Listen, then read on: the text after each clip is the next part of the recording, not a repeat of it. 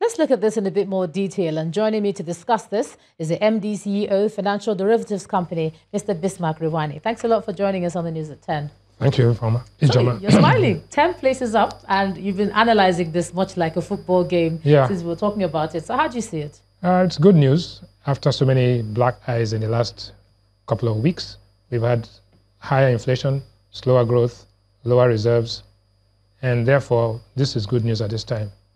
Why do we say this? Because basically what has happened is that we had a lower score but a better position. So John Keynes says that at times you have to run faster in order to stand still.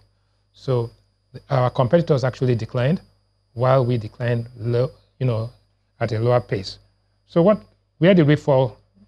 We did badly in inflation environment and high debt. Some people say those were own goals. Oh, those are own goals. And also our skill level, skill development, vocational and institutional skills dropped. Product market also dropped. But we did well in business dynamism, market size, and most of the things that Jumoke Oduwole was talking about on the PEBEC, that is the ease of doing business. The ERGP is based on institutional development. So one of our weakest points in removing the constraints to growth is building our institutions. So for the first time, we've seen an improvement. So directionally, we're positive here, even though nominally we're still negative in the other scores. Okay, and looking at that ERGP that you were talking about, one of the pillars is competitiveness, improving competitiveness. Absolutely. So does this sort of put paid to what the government was saying, to say that, yes, progress might be slow, but there will be progress? No, there is progress. There's no question about that. You see, in the heat of a political campaign, everything is situated in the context of propaganda or analysis. But this is fact. This is evidence-based fact because of the fact that it has been scored by the World Economic Forum, which is a very credible institution. When you look at all the countries that #1 in the world is the United States with a score of 85.6, Singapore, Germany, Switzerland, and Japan. In Africa, the #1 country was Mauritius, followed by South Africa, Seychelles, and so on. Now, you'll find that no West African country was in the top 5. So we actually are number 11 in Africa, even though we are the largest economy in Africa. We're number 11 in terms of competitiveness. For you, is that doing good? Well, it's better than what we were. We've moved up 10 places. So let's give credit to the fact that some of these programs are now beginning to bear fruit. It's not going to be it's not a magic wand. So if you listen to what the Office of the Vice President and the President are saying, is that it's going to take time, but we have to be patient, and so that we don't actually lose direction.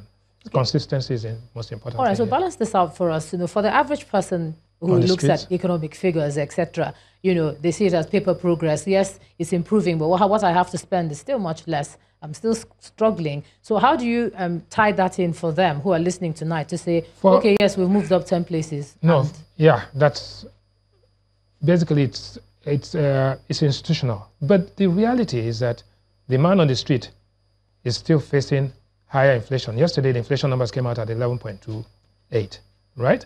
Is facing, the unemployment numbers are coming out on the 5th of November, right? Most likely, you're going to see an increase in unemployment, underemployment, and youth unemployment will go as high as almost 36%.